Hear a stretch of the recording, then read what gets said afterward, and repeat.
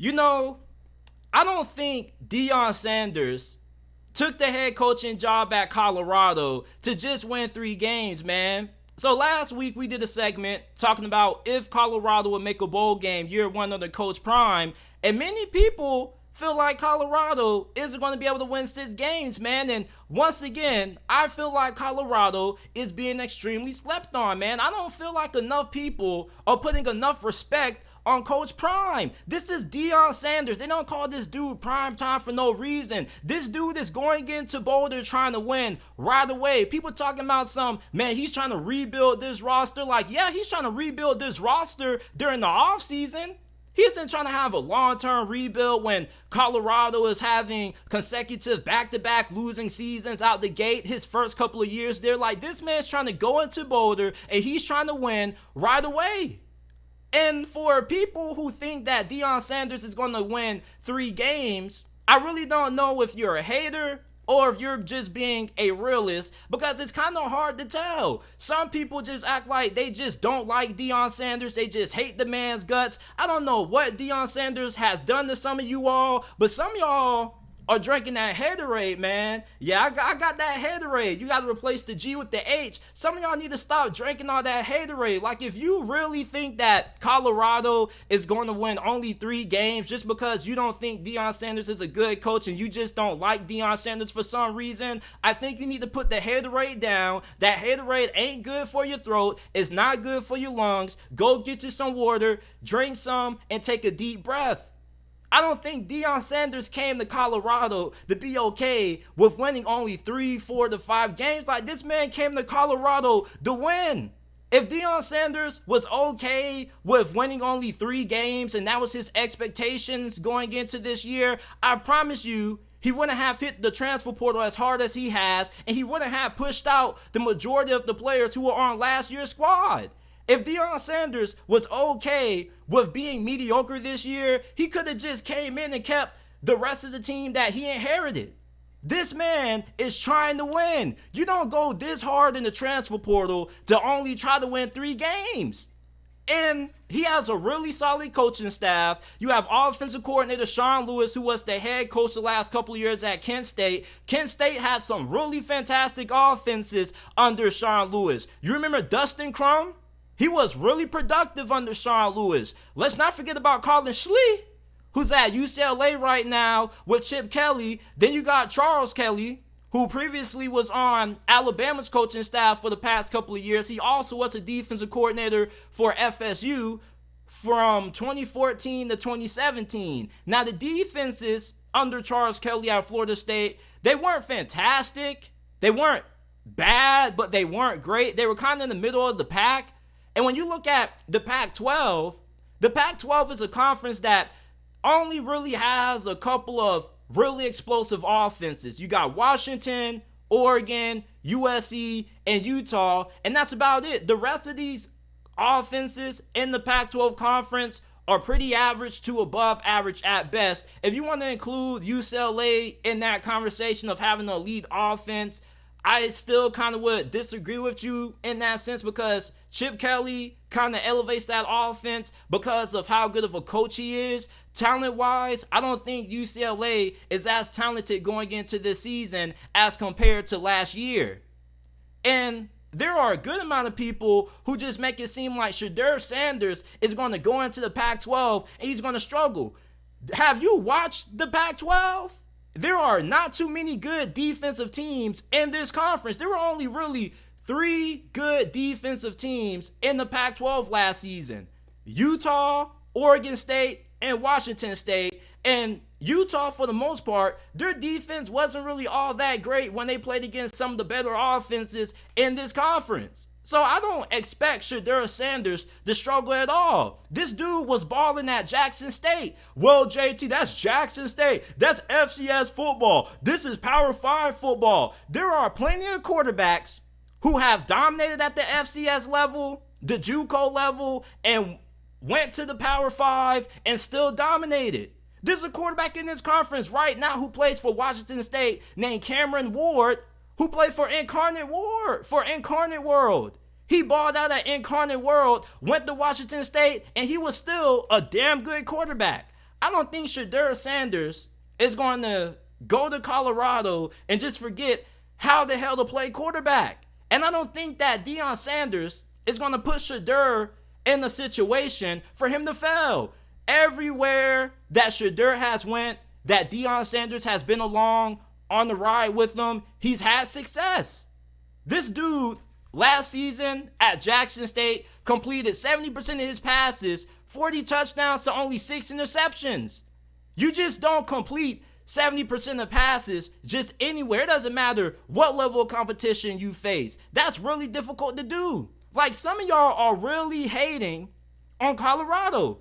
If you were going to tell me that Shedeur Sanders is going to struggle because of the step up in competition, I really think you're a little bit biased against Deion Sanders or Shedeur Sanders. I think you may have something against them, man, because there have been plenty of quarterbacks who have played at a high level at FCS, JUCO, Division II, then transfer to a Division I Power 5 program and still ball out. Shedeur Sanders isn't going to go from being one of the best FCS quarterbacks to one of the worst Power 5 quarterbacks in college football just because of the step up in competition. And people act like Colorado has no talent at all. Their offensive line and their defensive line may be a little bit of a concern. But when it comes to his wide receiving core, this is one of the best units in the Pac-12. There are not too many Pac-12 teams that have a wide receiving core as talented as Colorado's. Travis Hunter, he's going to be playing both sides of the football, wide receiver and cornerback, similar to Adoree Jackson. He's probably a better wide receiver than he may be a cornerback in some people's eyes. You got Xavier Weaver. You got UCF transfers, Jim Horn Jr. You also have another UCF transfer who, Xavier Weaver, I think this is who it is. I can't remember his name right now. But yeah, you have Xavier Weaver, Jim Horn Jr., who both transferred from USF. And when you look at Jim Horn Jr., he was a top 40 player in the transfer portal. He is one of the more dynamic players in the American Conference. He can return punts. He's really dynamic with the ball in his hands. He can make you miss after the catch. I don't think that Shedeur Sanders is going to have any problem airing out these Pac-12 defenses. Most of these defenses are not good. There's probably only going to be about 3 to 4 good defenses in this conference. And when you look at the offensive line, I don't think they're lacking in talent. If anything, you wonder if the chemistry is going to be there, because you're bringing in all these guys from the transfer portal, and most of these guys are going to be pretty good, but it's just that the offensive line isn't just one of those positions that you can just get a bunch of guys, plug and start them, and then expect them to be good right away. You need those guys to get good chemistry. Part of having a good offensive line is being able to communicate with one another. And that's going to be my concern with this offensive line. It may take a while for this offensive line to gel. The defensive line is pretty talented. It's just that there's not much proven experience there. Now, they do get FSU transfer Derek McClendon, who was a pretty significant loss to Florida State. There were a lot of Seminoles fans who were a little bit hurt about losing him. He had 3.5 sacks the last 2 seasons, not just in 2022, but in 2021 also. He also is really good against the run.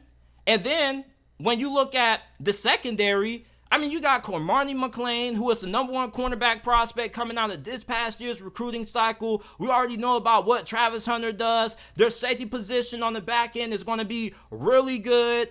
This secondary is going to be amongst the best in this conference, in my opinion. My only concern is going to be, how is Colorado going to hold up front on the offensive line and the defensive line? How long is it going to take for this offensive line to gel?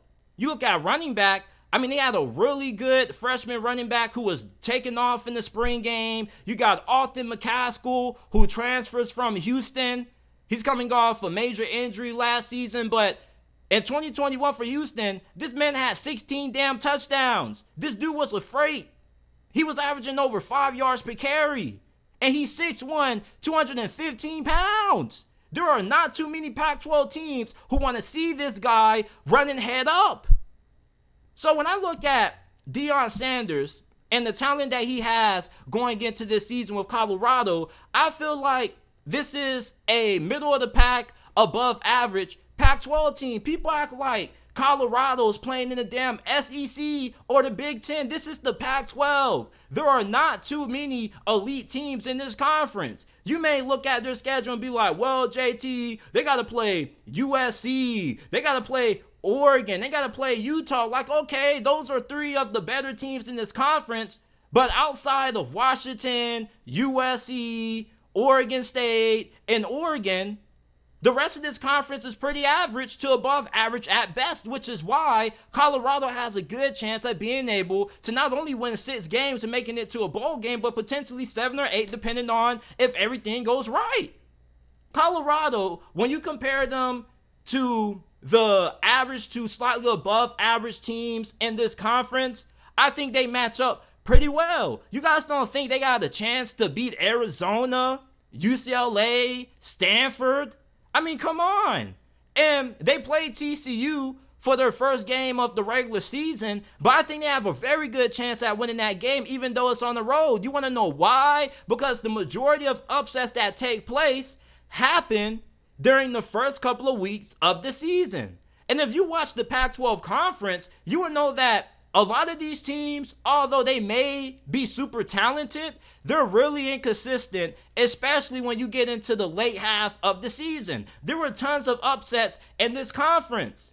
Hell, Utah upset USC in the freaking Pac-12 championship. Most people did not see that coming. The year before that, Utah smacked Oregon twice. People thought Oregon was going to go to the college football playoffs. You remember when they beat Ohio State and everybody had all this playoff hype about Oregon, and then they got smacked around by Utah not once but twice in domination? So people make it seem like the Pac-12 is just this juggernaut conference and Colorado is going to struggle. I don't think Colorado is going to struggle as much as many people think. Their offensive line may struggle a little bit early, but I expect this offensive line to eventually gel as they progress throughout this season. I think that Deion Sanders is a really good coach. This dude knows how to coach football. He knows how to get the best out of his players. You got to remember that Jackson State, according to 24/7 Sports Team Talent Composite Rankings, had the 68th most talented team in college football last year. That was a more talented roster than Kansas State, according to those metrics, and Kansas State won the Big 12 last season. I can get if you think that Colorado's going to struggle because you don't think that it's all going to come together. It may end up being a colossal failure, and maybe I do end up being wrong. But I trust Coach Prime. Coach Prime didn't come to Boulder to be okay with accepting 3 wins. You look at 3 wins as improvement. Colorado and Deion Sanders, he may look at that as a disappointment. He doesn't care about winning 2 more games than what they did last season. Deion Sanders cares about winning. He came to this program to change the culture. He came to establish a winning vibe around this city. This city and these fans of Colorado haven't had much to cheer for when it comes to Colorado football in the last 2 decades. They've only had 1 winning season in 18 years? So when I look at Deion Sanders, I just see a different look in his eyes. I see somebody who wants to win. I see fire. I see determination. I see somebody that's going to make sure that these players leave it all out on the field. I don't think that Colorado is going to go into this game or go into week 1 against TCU and just get blown out of the water. I think they got a very good chance to upset TCU. TCU loses a lot from last year's team. TCU has just as many questions as Colorado has. I mean, you're playing Nebraska. Let's not act like Nebraska wasn't one of the worst teams in college football last year. Yeah, they get better coaching than Matt Rule, but with Matt Rule, if you look at his track record, it hasn't always worked out for him year 1. Matt Rule is more of a long-term rebuild kind of guy. Now, although he does have the transfer portal at his disposal, he has brought in some pretty good, talented players out of the portal, such as quarterback Jeff Sims, who is expected to be the starting quarterback for them this year, there's no guarantee that Nebraska is going to be a tough matchup for Colorado. There's no guarantee that Nebraska is just going to be an automatic L for Colorado. Like, a lot of people are just assuming that Colorado's just going to struggle because of all these concerns that they have, when a lot of the teams that they're facing have just as many questions as Colorado. Let me know if I'm tripping, but I think I'm pretty accurate with that. TCU has a lot of questions, losing a lot of starters. They've hit the transfer portal pretty hard to replace what they lost to the NFL. Nebraska wasn't good. Nebraska hasn't really won too much during the past couple of years. So Matt Rule is also trying to change around the culture up there in the plains and them cornfields of Nebraska. Deion Sanders, man, is going to come in, and I'm trying to tell y'all boys, man, he's going to win. He ain't finna win no 3 games, no 3-5 games, and be okay with that. Winning anything less than 6 games is going to be a disappointment in Deion Sanders' eyes. This dude has won everywhere he's been. And then there's people trying to discredit what he did at Jackson State. Well, JT, did he ever win anything big at Jackson State? He won the SWAC conference back-to-back years. If that's not enough for you, then I don't know what to tell you, fam. I really don't. Some of y'all really are not giving Colorado a fair chance. You need to look at Colorado's schedule and look at who they play. A lot of these teams are not juggernauts. They can beat Stanford. They can definitely beat Colorado State and Arizona State. They can definitely upset Oregon State, Washington State on the road late in the year. They may not be able to beat Utah because Utah is just a different animal. If you're not good up front, then Utah's going to bully you. I mean, they may not be able to beat Oregon or USC, but I do think they're going to be able to be competitive with those schools. I don't think that Deion Sanders is going to go into year one and just absolutely be okay with being a loser. This dude is a winner. He's won every single place he's been at. Even as a player, this dude is old school. He's about the hard work. He's about the grind. He's about being the first one in, last man out. He holds his players to a high standard. You want to know why? Because he holds himself to a high standard. Coach Prime didn't take this job at Boulder for the long term. He took this job to turn around this program expeditiously, ASAP, as fast as possible. If Colorado wins only 3 games this season or less, I would be extremely disappointed and extremely surprised. And you may say, JT, you're being unrealistic right now. No, I'm not. This is from Coach Prime's words himself. This dude has came in and revitalized this program. He's brought energy into Colorado. And it's going to pay off dividends when the season kicks off. If you don't believe in Deion Sanders, there's no way I'm going to be able to convince you. All I'm going to tell you is wait for the season to start and watch Coach Prime do what he does best, which is win. They don't call this man Coach Prime for nothing. You just don't get that nickname out of nowhere. You earn that nickname. Primetime Deion Sanders. This dude knows how to win. This dude knows how to build a winning football program. He had one of the most talented teams in FCS during his time at Jackson State. You don't bring together that kind of talent out of HBCU without getting players to be able to believe in your vision. These players believe in Coach Prime, and Coach Prime is going to believe in his players. He's going to get everything out of them. This dude is a motivator. You may not think of it. You may look at him as just an a-hole and just a pompous head coach. But these players really play hard for Deion. You could tell it during his time at Jackson State. They left it all on the field. Now, I don't know about the last game that Jackson State played when Coach Prime and Shadur and all those Jackson State players were playing in their last game with Deion Sanders pretty much looking ahead to taking this Colorado job. But outside of that game, like, these players normally leave it all on the field.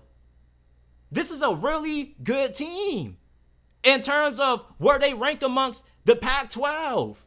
They're not up there with USC and Washington and Utah and Oregon, but they're definitely on the same level as Washington State, Arizona, UCLA. People really are not taking time to dive in to how Colorado compares to the rest of the Pac-12. Like, you guys think that this Colorado team is the worst team in this conference from a talent standpoint when they're not. There are way more worse teams than Colorado in this conference. Stanford, they're going to be terrible. Cal, they're not going to be all that good. Arizona State with Kenny Dillingham, he's hit the transfer portal just as hard as Deion Sanders has, and they're not going to be all that good. They may only win 1-2 games. When you look at how Colorado ranks amongst the Pac-12 and some of the average teams or above average teams in this conference, they're just as good as those teams. I don't think it's going to be any way that Deion Sanders has anything less than at least 6 wins. And if I end up being wrong, I'm okay with being wrong about this. I'm willing to live and die on top of this hill that Colorado is going to be a really good football team this year. I think this is the biggest sleeper team in college football. If Colorado wins 6 games this year or more, Deion Sanders has to win Coach of the Year, because most of you guys think that this man isn't even going to be able to win more than 3 games. The expectation level is so low, it's kind of a little bit, surprising. I thought when Deion Sanders first took this job that everybody was going to be on board and everybody's going to be like, hell yeah, man. Like, they're going to win 6 games. He's going to turn around ASAP. But most of you people don't really think that Colorado is going to be all that good. Their out-of-conference schedule is really tough. But their in-conference, outside of USC and Oregon and Utah, the rest of their conference slate is pretty winnable, even when they have to play Oregon State. Colorado, when you look at the talent that they have compared to the rest of this conference, at least when you look at the average to the middle of the pack teams in the Pac-12, I think they match up pretty well. I think Shedeur is going to be one of the best QBs in the Pac-12, and I think that this Colorado team is being really slept on. Yeah, he had to overhaul the roster in an untraditional fashion, but when you look at the rest of the Pac-12, not most of these schools really recruit at a really high level. When you look at Washington State, they still lack a lot of playmakers at wide receiver. If Washington State had the wide receivers that Colorado has right now, they would be up there for being one of the favorites in this conference. They have a really good quarterback. Their defense is really good. They got a really good coaching staff. The only thing that really is holding them back is that they just don't have a lot of dynamic, explosive weapons on the outside for Cameron Ward. Colorado has that. And none of these Pac-12 schools, when you look at the ones that are expected to be in the middle of the pack, are really going to be able to dominate Colorado up front, even if Colorado's offensive line isn't all that great. The middle of the pack teams that they play, like Arizona, UCLA, are not going to be able to take advantage of that because they're not all that good up front on the defensive line themselves. I think Colorado is being really slept on by a lot of college football fans, but it's okay. You want to know why? Because Coach Prime, he's going to wake y'all up.